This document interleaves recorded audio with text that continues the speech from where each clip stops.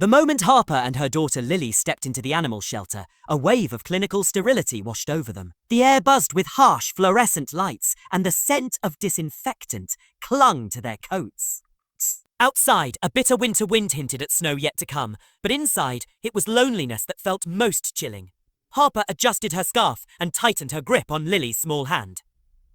At 3 years old, Lily's bright, blue eyes already held a solemn wisdom. Born prematurely, she had fought to live from her first breath, and though her body remained tiny, her spirit was fierce and unafraid. What Harper didn't realize was that Lily's courage was about to lead them somewhere unimaginable and change all their lives forever.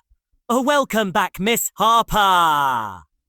Miss Harper called Brenda, a shelter volunteer who recognized them from previous visits.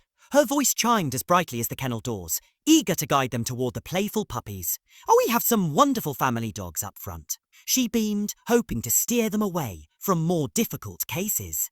More difficult cases. Harper nodded politely. She understood that not every dog was for casual visitors. Lily, however, tugged gently on Harper's hand, her small feet pounding the concrete floor as she guided them down the corridor. Harper expected Lily to press her face against the glass of a puppy run, but instead, the child's determined steps carried them toward the far end of the shelter, where a heavy silence waited behind the last row of kennels. There, in a cage cloaked in shadows, lay a German shepherd whose very presence seemed to absorb the fluorescent glare. His once proud coat was patchy and dull, with raw skin peeking through coarse fur. He lay so still that Harper thought at first he might be gone. Then she saw his ribcage rise and fall in ragged effort. A small sign hung on the bars. A ranger. Special handling required. Aggressive. Do not approach. Harper's heart tightened. Lily, come back, she whispered urgently, trying to pull her daughter away. But Lily planted her feet and stared at the broken creature with such intensity that it felt as though the shelter's loneliness had condensed inside her small chest. Before Harper could react, Lily's hand slipped from hers and reached toward the rusted bars. Brenda hurried over, worry creasing her brow. Miss Harper, that dog isn't available. He's scheduled for evaluation at week's end. Harper understood the code. If no one stepped forward, Ranger would be put down.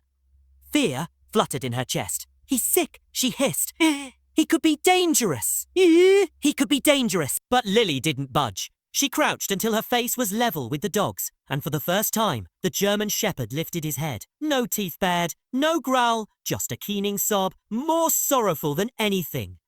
Then, inch by painful inch, he dragged his battered body to press his nose against Lily's palm. Brenda gasped, clipboard slipping from her hands, and Harper froze, watching as something invisible but undeniable passed between the girl and the dog.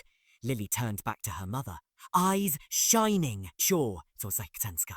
"A doggy's sad," she said in a voice so soft it barely travelled beyond her lips. "A doggy needs help." At that moment, Harper felt her heart crack open. Every warning voice in her head screamed to walk away, but Harper's gaze returned to the German shepherd's pleading eyes. "No. Can we just have a supervised visit?" she asked, her voice trembling. Brenda hesitated. Protocol ward with compassion, but finally nodded. "Stay by the door. I'll be right here." With great care, Brenda unlatched the kennel door. Ranger did not move at first. His body trembled, either from pain or fear. Harper lifted Lily over the threshold and set her gently on the cold concrete floor. Lily sat cross-legged, hands folded in her lap, and waited. Ranger blinked, then began to crawl toward her, ribs jutting, each movement a testament to his agony. At last, he lowered his head into Lily's lap. In that silent moment, the sterile room seemed to exhale. Tears welled in Harper's eyes as she watched Lily stroke the dog's tattered ear. She could no longer deny the bond that had formed. Moments later, Harper sat at the front desk, hands trembling as she filled out the adoption papers. Her mind screamed at her to reconsider. A single mother with a tight budget, juggling long shifts and daycare fees could hardly afford another mouth to feed, especially one with grave medical needs. Yet her heart had already decided. She signed, each stroke of the pen sealing a promise to Lily and Ranger alike. That evening, Harper carried the limp form of her new dog, lighter than she expected, into her battered hat's back. Lily placed her small hand on Ranger's paw, and he let out a low whine before closing his eyes in exhausted trust. The first weeks were a brutal blur.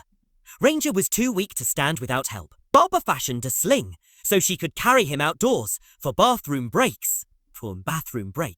The first vet visit revealed severe dehydration, advanced skin infections from untreated mange, a respiratory infection edging into pneumonia, and nerve damage from old injuries. He needed IV fluids, a cocktail of antibiotics, and surgery to remove a suspicious lump that mercifully proved benign. The bills piled up. Harper maxed out her credit card, raided her tiny emergency savings, and even skipped filling her own prescriptions to ensure Ranger's treatments were on time. Some nights, after tucking Lily into bed, she sat at the kitchen table, head in her hands, wondering if her compassion had doomed them all. But then came the moments that reshaped her doubt into certainty. Each morning, Lily would toddle into the living room, storybook in hand, and read to Ranger as he lay on a pallet of blankets by the fireplace. At first, he barely seemed to notice her voice. His eyes empty. After a week, though, Harper saw his ears twitch, his nose turn toward her daughter's timid reading. And one afternoon, the miracle she'd been praying for happened. His tail gave a faint thump against the floor. It was the first voluntary motion he'd made. From that day on, milestones followed, small bites of food from Lily's hand, drinking water on his own, steady breathing, healing sores and fur regrowth. Each victory felt like a miracle celebrated with hugs and tears. Then came the night that would define their bond forever. Just after midnight, a deep, urgent growl shook Harper awake. Clutching the baseball bat she kept by the bed, she crept by the ballway, heart pounding. The growl grew louder, more desperate, coming from Lily's room. Harper flung open the door to find Ranger pawing at the side of the bed, teeth bared not in aggression, but in sheer panic. Lily lay on the mattress, her body racked by convulsions and flushed with fever. Harper dropped the bat, scooped up her daughter, and dialed emergency services with trembling fingers. Paramedics arrived within minutes and praised Harper's quick action, warning that without immediate help, Lily risked brain damage. As they loaded Lily into the ambulance, one of the paramedics knelt to stroke Ranger's head. "Emily saved her, you know," she said softly. "If he hadn't alerted you, you might not have found her in time." Harper spent the night in the hospital waiting room. Ranger curled protectively around her legs. Nurses and doctors walked around him with respectful caution, as though sensing the silent promise he'd made. A microchip scan uncovered his past as a military bomb detection dog who served overseas until shrapnel tore through his hindquarters and fractured his ribs. Retired with honours, he'd been adopted by a family unable to help a traumatized dog. Instead, they abused him further, and the fear drove him to defensive aggression. He had never been born dangerous. He was made that way. Harper knelt and placed her hands on Ranger's scarred face, forehead resting against his broad skull. "I am so sorry," she whispered, voice thick with regret. Ranger's tail thumped once, heavy but steady, as though accepting her apology. Whoa. From that day forward, his transformation under Harper's care and Lily's gentle love was undeniable. His coat grew thick and glossy, his eyes bright with quiet intelligence, and he learned to trust strangers again. Most importantly, he resumed his role as protector. A few weeks later, Harper decided to celebrate Lily's recovery with a small picnic in Central Park. They spread a checkered blanket beneath a tall oak tree, unpacked sandwiches and juice boxes, and let Lily chase butterflies with a red balloon tied to her wrist. Suddenly, the balloon slipped free. Lily squealed and darted after it, heedless of Harper's calls. Ranger lifted his ears, let out a sharp bark of command, and sprinted after Lily. Harper stumbled forward just in time to see her daughter vanish behind a low ridge. Beyond it lay a forgotten drainage pit, hidden by weeds and a thin crust of earth. Ranger lunged, grabbed the back of Lily's jacket in his jaws, and yanked her away from the brink. Seconds later, the ground collapsed into a dark, gaping hole, where she had knelt. He had knelt. Harper scooped Lily into her arms, sobbing with relief, while Ranger circled them both, whining in anxious tension until he saw they were safe. The local newspaper later called him the hero dog of Millfield Park, and neighbours left treats on their porch. But to Harper and Lily, he was family. At home, the golden sunset painted their backyard in warm hues of amber and rose. Lily danced barefoot on the grass, her dress fluttering like butterfly wings, while Ranger lay on the porch with his head on his paws, watching ever vigilant. Those are ants. Harper sat on the steps, clutching a worn letter. The last one Michael, her late husband, had sent before his final deployment. She traced his familiar loops of handwriting, a take care of our little one. Build her a life full of love and safety. Promise me you'll find your way back to joy someday, Harp. Folding the letter, she touched Ranger's ear and felt the steady thump of his tail. We are safe now, she whispered. Above the porch swing, a hand-carved plaque hung proudly. Home of Ranger. He did not need saving. We did. Shetty. No.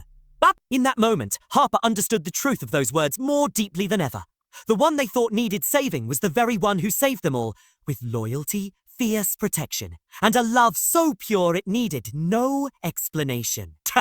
If Ranger's journey has touched your heart as deeply as it did ours, stay connected for more stories of hope, loyalty, and second chances. Hit the like button if you believe in the power of unconditional love, and share this tale with someone who could use a little more light today.